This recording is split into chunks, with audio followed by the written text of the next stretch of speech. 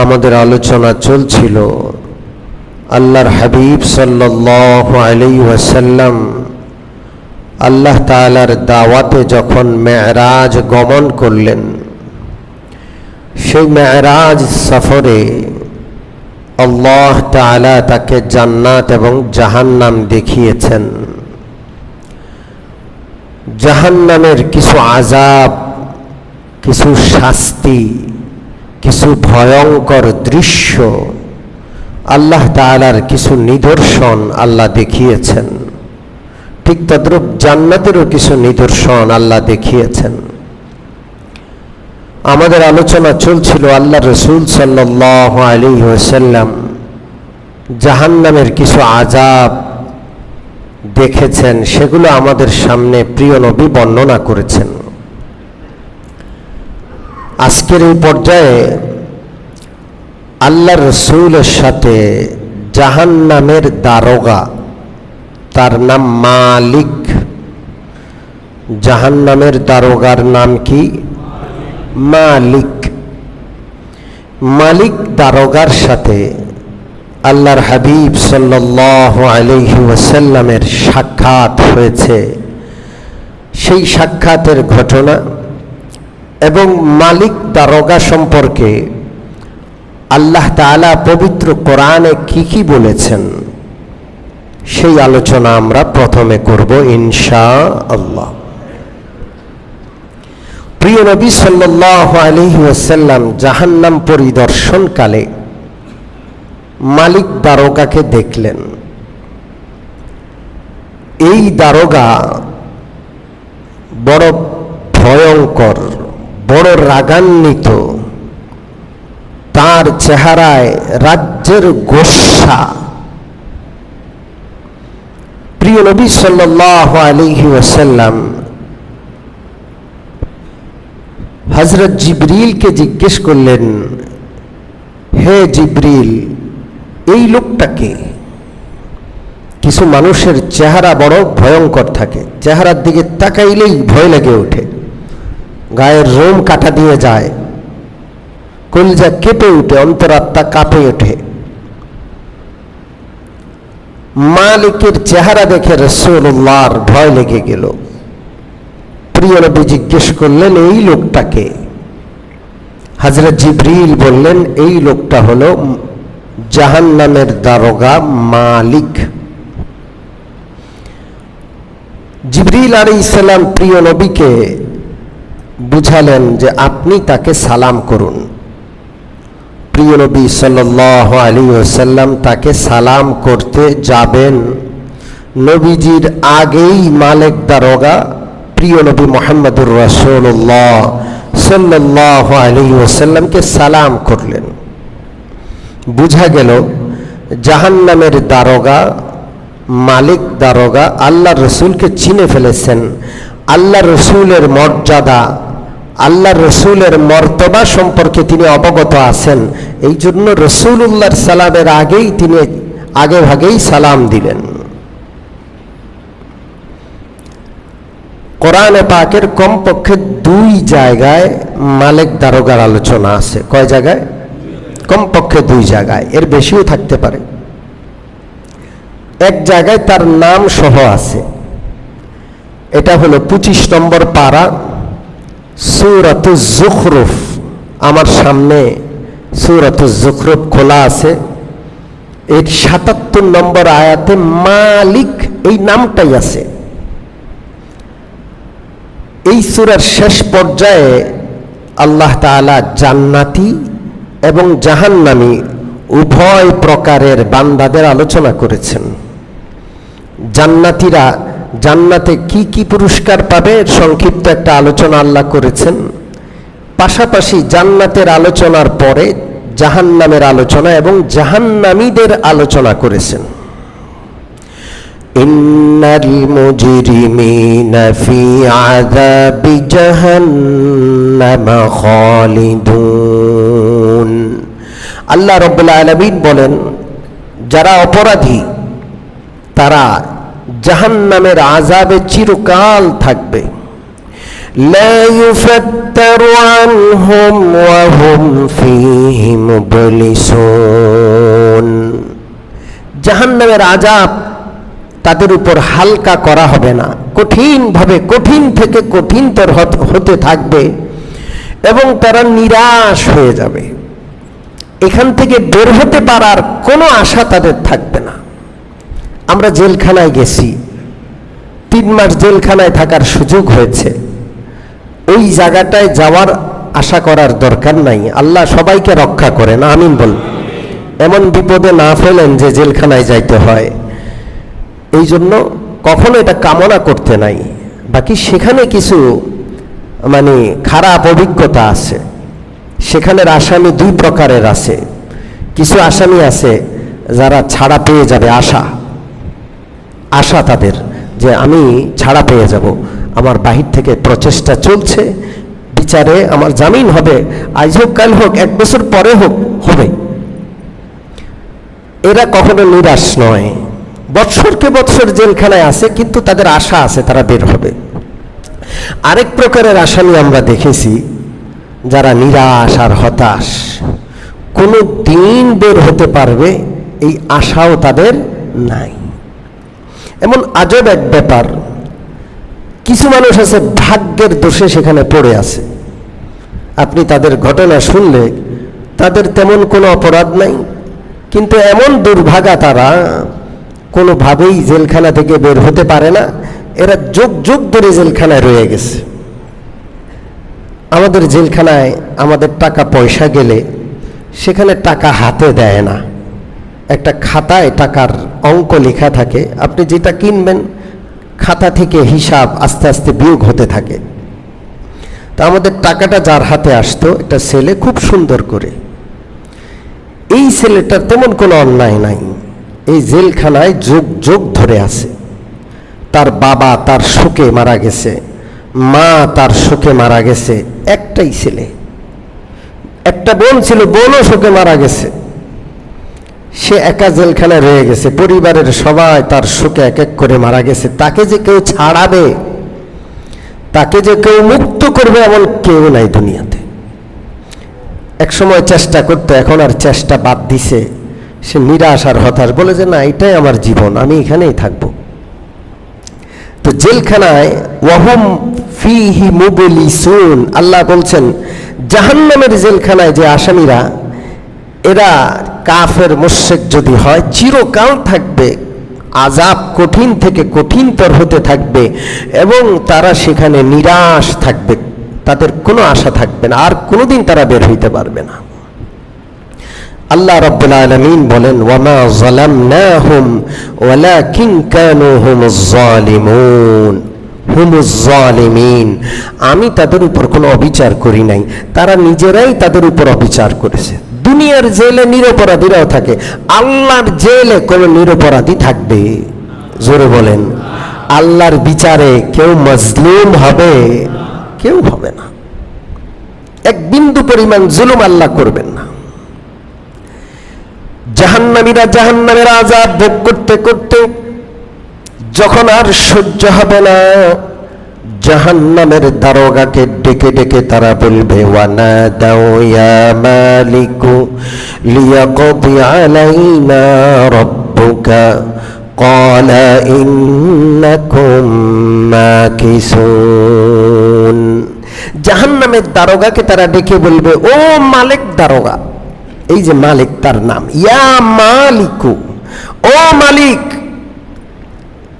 হে মালিক দারোগা, লিয়াকদ আলাইনা রাব্বুকা, তুমি একটু প্রভুকে বলো, আল্লাহকে বলো, আমাদেরকে যেন মৃত্যু দিয়া দেন, মৃত্যু হয়ে যাক, মরে যাই, শেষ হয়ে যাক, এই কষ্ট আর সহ্য হয় না। মালিক দারোগা উত্তর দিবে ইন্নাকুম মাকিসুন, না না না, মরণ একবার দুনিয়াতে হয়ে গেছে, আর মরণ হবে না, তোমরা চিরকাল এখানে থাকবে। মৃত্যুকে একটা দুম্বার আকৃতি দিয়ে আল্লাহ তাআলা জাহান্নামের দরজায় শুয়ে জবাই করে দিবেন, মৃত্যু আর থাকবে না। জান্নাতীরা খুব খুশি হবে, মৃত্যু নাই। জাহান্নামীরা নিরাশ হয়ে পড়বে মৃত্যুর মরণ দেখে, মৃত্যু মরে যাবে সেখানে।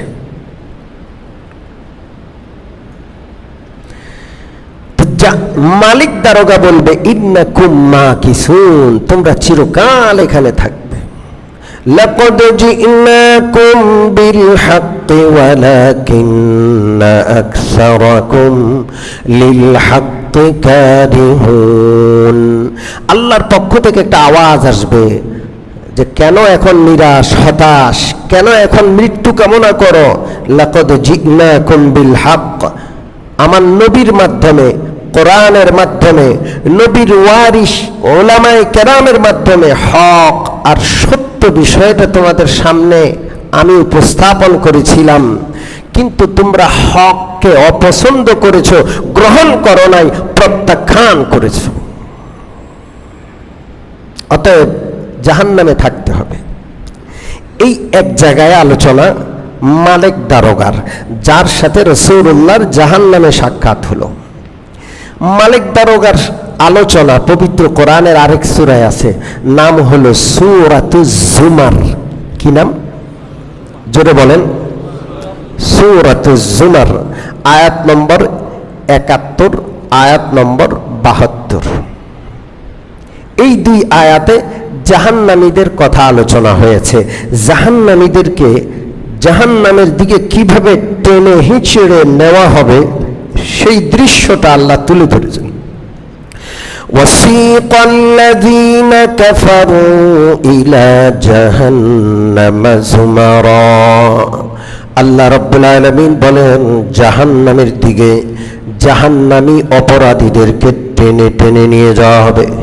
ছাগলের গলায় রশি লাগায় ছাগলকে টান দেয়। অনেক সময় ছাগল খুঁটা কেটে থাকে, এমনি পাও দিয়ে এমনি ধরে থাকে, যাইতে চায় না, মালিক টেনে তাকে নিয়ে যায়। গলার মধ্যে ফাঁস লেগে যাবে যাবে অবস্থা, তাও পাওয়ের খুঁটা সে ছাড়ে না।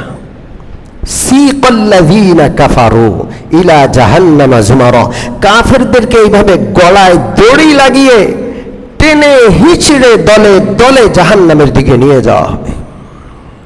হাত্তা ইযা জাউহা ফুতিহাত আবওয়াবুহা, জাহান্নামের কাছাকাছি যখন পৌঁছবে আল্লাহ রাব্বুল আলামিন জাহান্নামের দুয়ারগুলো উন্মুক্ত করে দিবেন, খুলে দিবেন। ওয়াকালা লাহুম খাযানাতুহা আলাম ইয়াতিকুম রাসূলুম মিনকুম ইয়াতলুনা আলাইকুম আয়াতি রাব্বিকুম ওয়া ইউনযিরুনাকুম লিকাআ ইয়াউমিকুম হাযা। জাহান্নামের দারোগা, এই দারোগার নাম কি? জোরে বলেন। খাজানাতুহা, জাহান্নামের দারোগা, মালিক দারোগা তখন ডেকে ডেকে বলবে, কি ব্যাপার, তোমরা এখানে কেন? তোমাদের এই দুর্ভাগ্য কেন?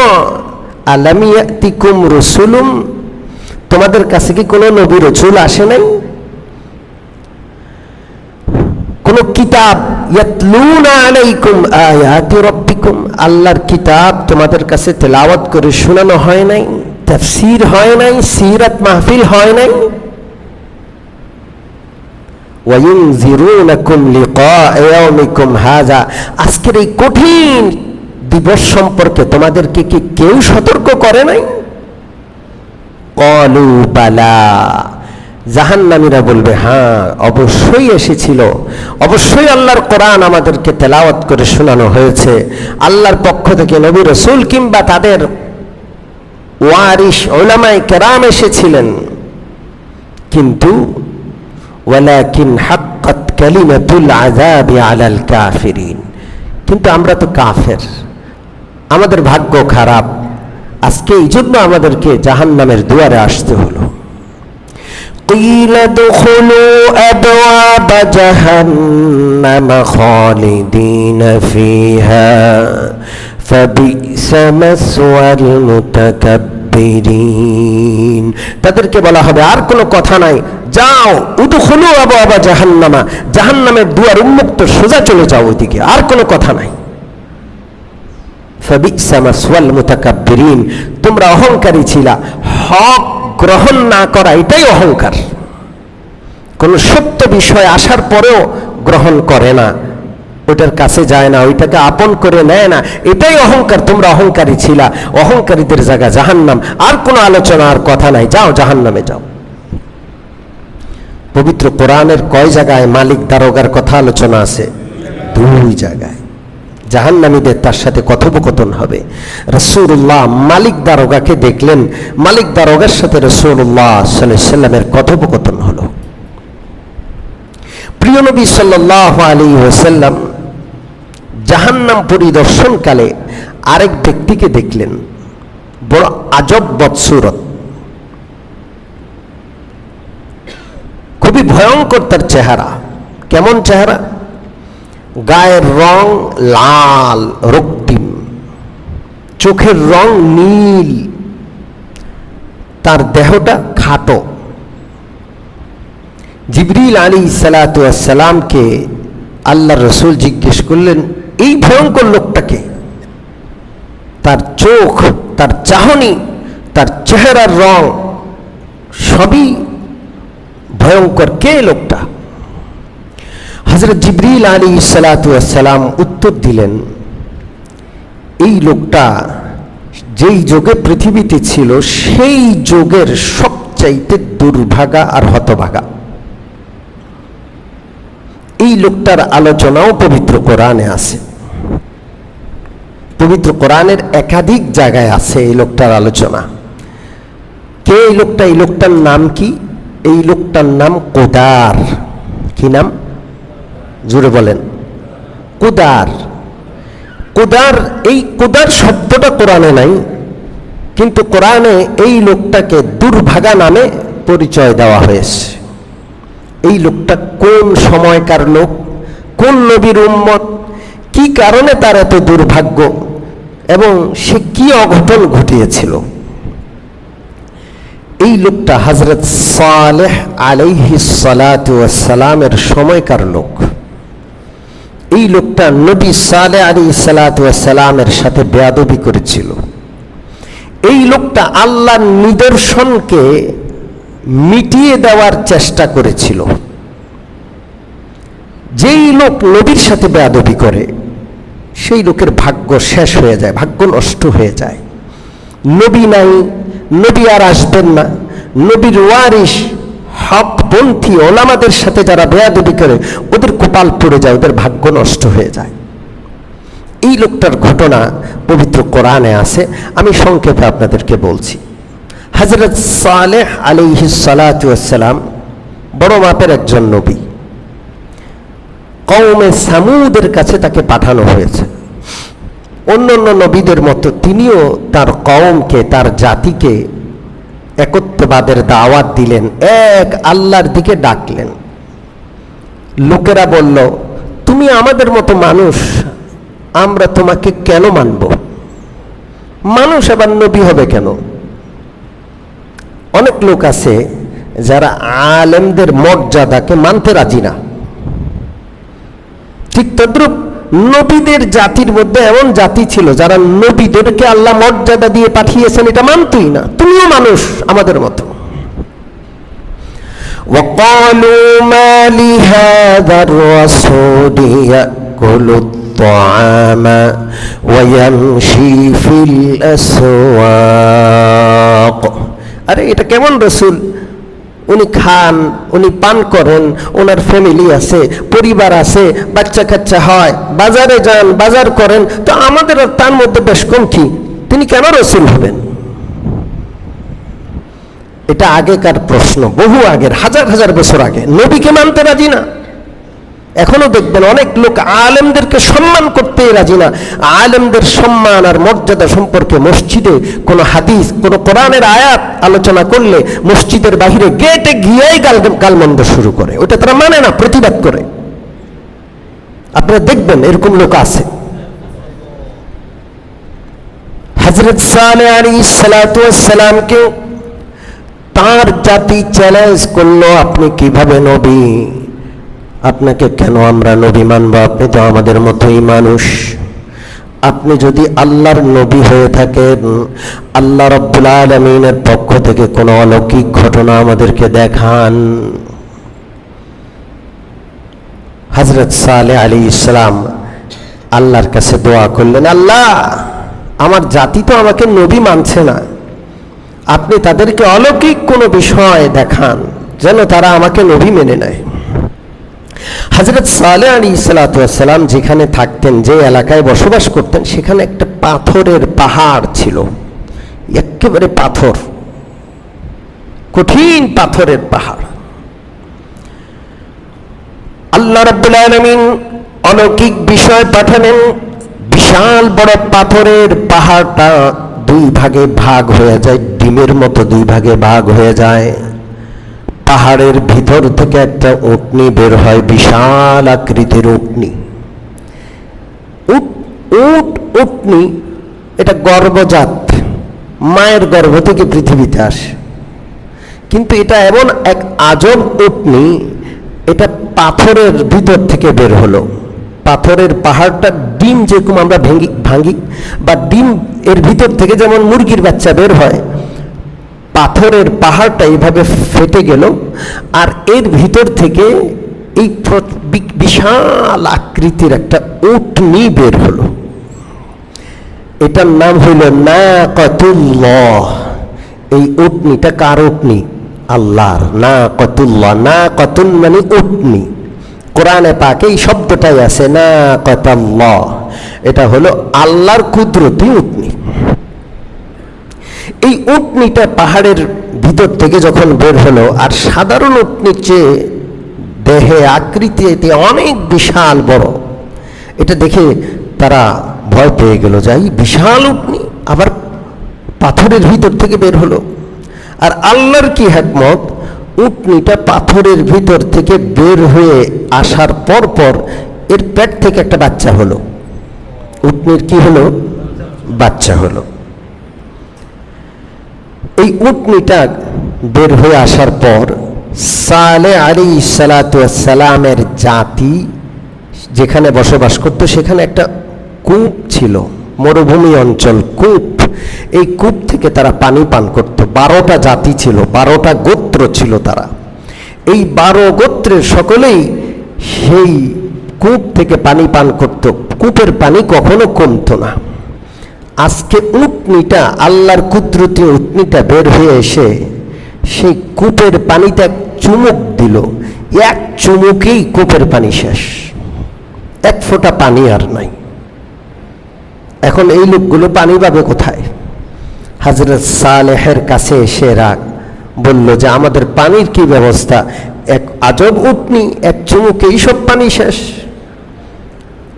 আল্লাহ রাব্বুল আলামিনের কাছে হযরত সালেহ দোয়া করলেন, আল্লাহ, আপনার কুদরতি উটনি, আমরা কুদরত দেখেছি, কিন্তু পানি তো শেষ, পানির ব্যবস্থা করে আমাদেরকে কুদরত দেখান। আল্লাহর পক্ষ থেকে ওহী আসলো, নাকাতুল্লাহি ওয়া সুকিয়াহা। আল্লাহ রাব্বুল আলামিনের কুদরত হলো, একদিন কূপের পানি উটনি পান করবে, সেদিন এলাকার লোক কোনো পানি পাবে না। আরেকদিন এলাকার লোক কূপের পানি পান করবে, উটনি সেদিন কূপের ধারে কাছেও যাবে না। যেই দিন এলাকার লোক পানি পাবে না, উটনি পান করে ফেলবে, সেদিন এই উটনির দুধ দিয়ে এলাকার লোক পানির পিপাসা নিবারণ করবে। 12 গোত্র, হাজার হাজার মানুষ এক এক গোত্রে, প্রত্যেক গোত্রে এসে দুধ দহন করবে। এত পরিমাণ দুধ হবে যে কূপের পানির চেয়েও দুধের পরিমাণ বেশি হতো। এত বড় বড় কুদরত আল্লাহ তাদেরকে দেখালেন। তারা একদিন পানি পান করে, আর একদিন উটের, আল্লাহর কুদরতে উটের দুধ পান করে। কত সুখ, কত শান্তি, কুদরত। আল্লাহর উটনি তাদের পাশে আসে। কিন্তু একটা কথা, সুখে থাকলে ভূতে কিলায়। সুখে থাকলে কি কিলায়? কিছু দুষ্ট লোক সব সমাজে আছে। হযরত সালেহ আলাইহিস সালামের সমাজের সেই দুষ্ট লোকটার নাম কুদার। এই কুদার আল্লাহর এই কুদরতি উটনিকে হত্যা করার চক্রান্ত করল। যে এটাকে শেষ করে দিব। এটা একটা জাদু, আমাদেরকে ধোঁকা দেওয়া হচ্ছে। এরকম উটনি কি দুনিয়ার আর কোথাও আছে? কোথাও নাই। এখানে এটা কোত্থেকে আসলে জাদু করছে আমাদের। যে কোনো জিনিসকে নেতিবাচক দৃষ্টিতে নেওয়া কিছু লোক সমাজে আছে না নাই?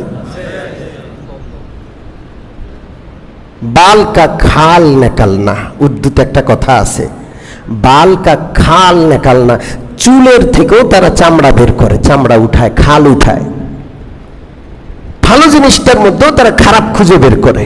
হযরত সালেহ আলাইহিস সালাতু ওয়াস সালামের এই কুদরতি উটনির ব্যাপারে তারা নেতিবাচক প্রচারণা চালাইল। সমাজের দুইটা ভাগ হয়ে গেল। এক ভাগ কয় আমাদের এই উটনির দরকার নাই, আমরা আগে জানলে আছি, আমরাই ভালো ছিলাম, আমরা এটাকে মেরে ফেলবো।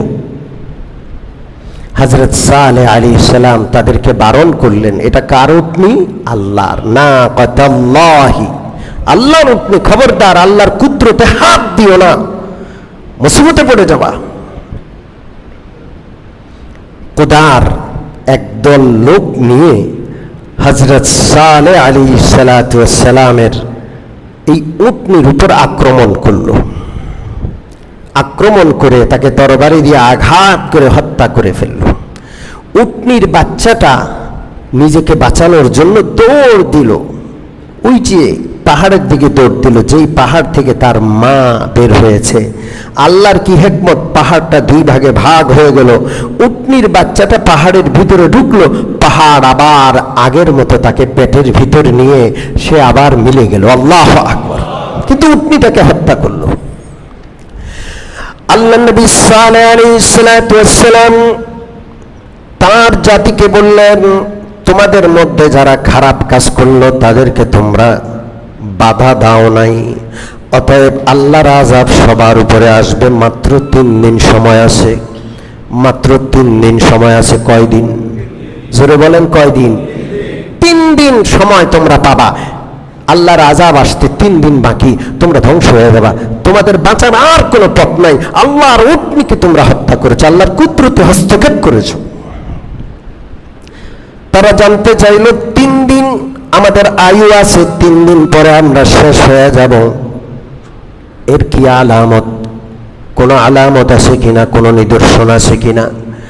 আল্লাহ নবী সালেহ আলাইহিস সালাতু ওয়াস সালাম বললেন, প্রথম দিন তোমাদের চেহারা সহ শরীরের রং লাল আকার ধারণ করবে, লাল রং ধারণ করবে, চেহারা লাল হবে, শরীরের রং লাল বর্ণ ধারণ করবে। দ্বিতীয় দিন নীল বর্ণ ধারণ করবে। তৃতীয় দিন তোমাদের চেহারা এবং শরীর কালো হয়ে যাবে। আর এই তৃতীয় দিন আল্লাহর আসমানি আযাব আসবে, তোমরা ধ্বংস হয়ে যাবে। তারা প্রতিটা বিষয় জিজ্ঞেস করে, আল্লাহর কি আযাব আসবে? হযরত সালেহ আলাইহিস সালাতু ওয়াস সালাম বললেন, ভূমিকম্প হবে। আল্লাহর ফেরেশতা হযরত জিবরিল বিকট শব্দে একটা চিৎকার দিবেন। এই চিৎকারের আওয়াজে তোমাদের কানের পর্দার কলিজা ফেটে তোমরা মরে যাবা। সব বলে দিলেন। এখন এই লোকগুলো খুব চালাক। আল্লাহর আযাব থেকে তারা বলে না, আমরা বন্যার মোকাবেলা করি, আল্লাহর আযাবের মোকাবেলা কেউ করতে পারে? এই শব্দগুলো পরিহার করা দরকার। খুব বাজে শব্দ, মৃত্যুর সাথে পাঞ্জা লড়া, হ্যাঁ, সাইক্লোন মোকাবেলা করা, এগুলো সব বাজে শব্দ। এগুলো আল্লাহ তাআলার নেক বান্দা, ইমানদার বান্দাদের শব্দ না। তো তারা খুব চালাক।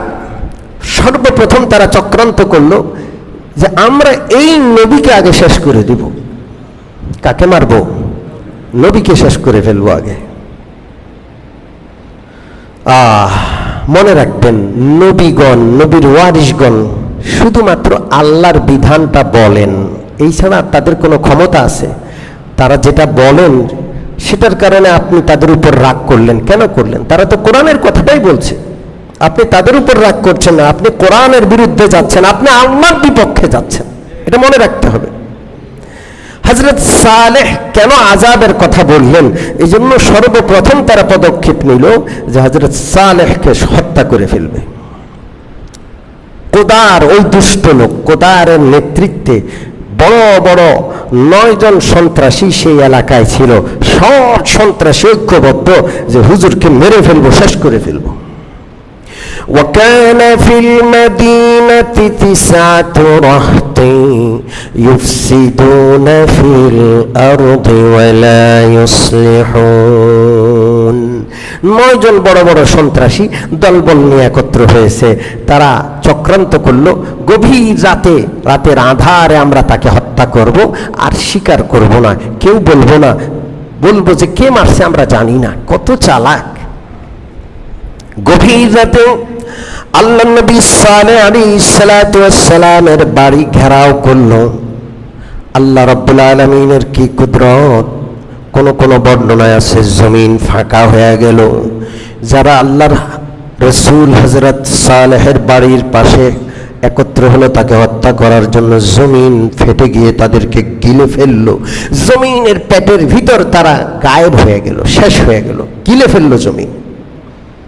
আল্লাহ নবীর বিপক্ষে যে যাবে সে এত বড় অন্যায় করলো যেন জমিন তাকে গিলে ফেলার উপযুক্ত। সে সকালবেলায় নবী তো নিজের মতো আছেন, যারা নবীকে হত্যা করার জন্য গেল একজনও আর নাই। তারা কোথায় গেছে কেউ জানে না, তাদের অস্তিত্ব নেই, তারা গায়েব। এখন এলাকার লোক মনে মনে চিন্তা করলো, ঠিক আছে নবীকে তো মারা যাবে না, বাকি নিজে তো বাঁচা লাগবে। জিবরিল আলাইহিস সালাম আওয়াজ দিবে, ভূমিকম্প আসবে, নিজের ঘরে থাকবে না, কারণ ঘর বাড়ি ভেঙে পড়বে। পাহাড় খোদাই করলো, পাহাড় ছোট ছোট গর্ত করলো, পাহাড়ের সেই গর্তের ভিতরে ঢুকলো ভূমিকম্প থেকে বাঁচার জন্য। ঘরের পাহাড়ের সেই খোদাই করা ঘরের দরজা লেপে দিল যেন বাহিরের আওয়াজ কানে না আসে। জিবরিল যদি চিৎকার করে, বলছে কলিজা ফেটে যাবে, কানের পর্দা ফেটে যাবে, জিবরিলের চিৎকারের আওয়াজ যেন না আসে, এই জন্য ব্যবস্থা নিল। সে পাহাড়ের ভিতরের ঘরের দরজা বন্ধ করে দিল যেন আওয়াজ না আসে, কানের ভিতরে তুলে দিয়ে বসে রইল। 1 দিন গেল, 2 দিন গেল, চেহারার রং, গায়ের রং পরিবর্তন হচ্ছে। 3য় দিন যখন আসলো, দেখলো যে জমিন কেঁপে উঠল, পাহাড় সহ ধসা শুরু হলো, এবং বিকট শব্দে হযরত জিবরিল চিৎকার দিলেন। সেই চিৎকার সারা দুনিয়ার জমিনের তলেও পৌঁছে গেল। এই মাটির গর্তের ভিতরে যারা ঢুকছে, কানের ভিতরে তুলে দিয়েছে, সবকিছু ভেদ করে তাদের কলিজা ফেটে গেল, তারা মরে গেল। এই জন্য আল্লাহর বিপক্ষে অবস্থান নিতে নাই, নবীর বিপক্ষে অবস্থান নিতে নাই, আল্লাহর কুদরতে কখনো হাত দিতে নাই। বিশ্বনবী রাহমাতুল্লিল আলামিন এই লোককে জাহান্নামে দেখার পর সাহাবীদের কাছে এসে যখন এই দুর্ভাগা, এই হতভাগা লোকটার বর্ণনা করলেন, তিনি বললেন, ইমবাসালাহু রাজুলুন আজিজুন আরিমুন মানিউন ফি রাহতিহি মিসলু আবি জামআ। আরব দেশে একজন নেতা ছিল, নাম আবু জামআ। গোটা আরব তার নেতৃত্বে ঐক্যবদ্ধ ছিল একটা সময়, ইতিহাস। ওই লোকটার খুব নাম দাম ছিল ইতিহাসে। আল্লাহ রসুল বললেন, আবু জামআ যেমন একক নেতা ছিল, এই কোদার তার গোত্রের কওমে সামুদের একক নেতা ছিল, বড়ই শক্তিশালী, বড়ই দুঃসাহসী এবং বড়ই সম্পদশালী। তার কি নাই, সব আছে, কিন্তু নবীর সাথে বেয়াদবি করেছে, আল্লাহর হুকুমের বিপক্ষে অবস্থান নিয়েছে, আল্লাহর কুদরতে হস্তক্ষেপ করেছে। এ আল্লাহর বর্ণনা মতে ইজিম বাআসা আশকাহা, এই হলো সবচেয়ে হতভাগা। আল্লাহর কোরআনে আর কাউকে এত হতভাগা বলা হয় নাই। জাহান্নামে আল্লাহ রাসূল সাল্লাল্লাহু আলাইহি সাল্লাম মেরাজে তাকেও দেখলেন, এবং এই তার ঘটনা। সম্মানিত মুসল্লিয়ানে কেরাম, আল্লাহ তাআলার কোরআনের পক্ষে থাকবো, নবীদের পক্ষে থাকবো, আল্লাহর কুদরতের পক্ষে থাকবো, বিধানের পক্ষে থাকবো, এর বিপক্ষে যাব না ইনশাআল্লাহ। আল্লাহ তাআলা আমাদের সকলকে যে বিষয়গুলো আলোচনা হলো সেগুলো মনে রাখার, সেগুলো অনুযায়ী আমল করার তৌফিক দান করেন। আমিন। ওয়া আখিরু দাওয়ানা আনিল হামদুলিল্লাহি রাব্বিল আলামিন। ওয়া